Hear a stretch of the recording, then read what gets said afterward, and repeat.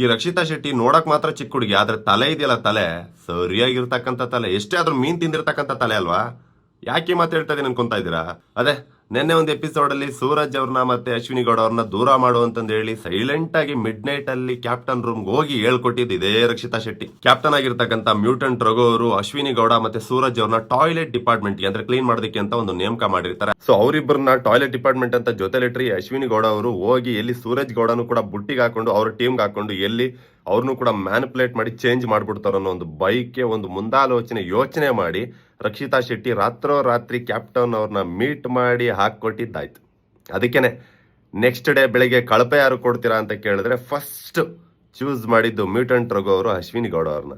So ಈ ರೀತಿ ಮಾಡಿ ಸದ್ಯಕ್ಕೆ ಸೂರಜ್ ಅವ್ರನ್ನ ಮತ್ತೆ ಅಶ್ವಿನಿ ಗೌಡ ಅವ್ರನ್ನ ದೂರ ಮಾಡಿದ್ದಾರೆ. ಆದ್ರೂ ಕೂಡ ಸೂರಜ್ ಅವರು ಬೀನ್ ಬ್ಯಾಗ್ ಹಾಕೊಂಡು ಹೋಗಿ ಅದೇ ಒಂದು ಸೆರೆಮನೆ ಪಕ್ಕದಲ್ಲಿ ಹೋಗಿ ಮಲ್ಕೋತಾ ಇದ್ದಾರೆ. ಇದು ನಂಗೆ ಯಾಕೋ ಸರಿ ಅಂತ ಅನಿಸ್ತಾ ಇಲ್ಲ. ಬಿಕಾಸ್ ಯಾಕೆ ಅಂತಂದ್ರೆ ಅವರು ಕೂಡ ಆ ಟೀಮ್ಗೆ ಬಕೆಟ್ ಹಿಡ್ಕೊಂಡು ಸೈಡ್ಗೆ ಹೋಗ್ತಾ ಇದ್ದಾರಾ? ಬಿಕಾಸ್ ಅವ್ರಿಗೆ ಆದಂತ ಒಂದು ಸಪರೇಟ್ ಹೊರಗಡೆ ಒಂದು ಫ್ಯಾನ್ ಬೇಸ್ ಇದೆ, ಅದನ್ನು ಕೂಡ ಇಲ್ಲಿ ಕಳ್ಕೋತಾರ ಅವರ ಟೀಮ್ಗೆ ಹೋಗಿ ಅಂತ ನನ್ನ ಒಂದು ಸಂಶಯ ಅಷ್ಟೇ. ಸೊ ಇದ್ರ ಬಗ್ಗೆ ನಿಮ್ಗೆ ಅನ್ಸುತ್ತೆ? ಸೂರಜ್ ಅವರು ಅಶ್ವಿನಿ ಗೌಡ ಅವರ ಟೀಮ್ಗೆ ಹೋಗ್ಬೇಕಾ ಹೋಗ್ಬಾರ್ದು? ಅವರಿಂದ ದೂರ ಇದ್ರೆ ಒಳ್ಳೇದಂತ ನನ್ನ ಅನಿಸಿಕೆ. ಇದ್ರ ಬಗ್ಗೆ ನಿಮ್ಗೆ ಅನ್ಸುತ್ತೆ ನನ್ನ ಕಮೆಂಟ್ ಅಲ್ಲಿ ತಿಳಿಸಿ. ಹಾಗೆ ರಕ್ಷಿತಾ ಶೆಟ್ಟಿ ಬುದ್ಧಿವಂತಿಕೆ ಬಗ್ಗೆ ನಿಮ್ಗೆಲ್ಲ ಏನೇನ್ ಅನ್ಸುತ್ತೆ? ಸೂರಜ್ ಮತ್ತೆ ಅಶ್ವಿನಿ ಗೌಡ ಅವ್ರನ್ನ ದೂರ ಮಾಡಿ ಅಂತ ಹಾಕೊಟ್ಟಿದ್ದು ಇದೇ ರಕ್ಷಿತಾ ಶೆಟ್ಟಿ. ಅದೇ ರಕ್ಷಿತಾ ಶೆಟ್ಟಿ ಸೈಲೆಂಟ್ ಆಗಿ ಹೋಗಿ ರಾಗಿ ಗಂಜಿನ ತಗೊಳ್ಳಿ ಮೇಡಮ್ ಕುಡಿತೀರಾ ಅಂತ ಕೇಳಿದ್ರೆ ನನಗೆ ಊಟ ಬೇಡ ಅಂತಂದಿದ್ದಕ್ಕೆ ಪರವಾಗಿಲ್ಲ ಒಂದಿನ ಫಾಸ್ಟಿಂಗ್ ಮಾಡಿ ಅಂತ ಸೈಲೆಂಟ್ ಆಗಿ ಹೋಗ್ಬಿಟ್ಟು ಹಾಪಿಟ್ಟಿದ್ದು ಕೂಡ ಇದೆ ರಕ್ಷಿತಾ ಶೆಟ್ಟಿ. ಸೊ ರಕ್ಷಿತಾ ಶೆಟ್ಟಿ ಬಗ್ಗೆ ಏನ್ ಅನ್ಸುತ್ತೆ ಅದನ್ನು ಕೂಡ ಕಮೆಂಟ್ ಅಲ್ಲಿ ತಿಳಿಸಿ. ಆದ್ರೂ ಬೇಡ, ಪರವಾಗಿಲ್ಲ, ಒಂದು ದಿವಸ ಫಾಸ್ಟಿಂಗ್ ಮಾಡಿ ಅಷ್ಟೇ.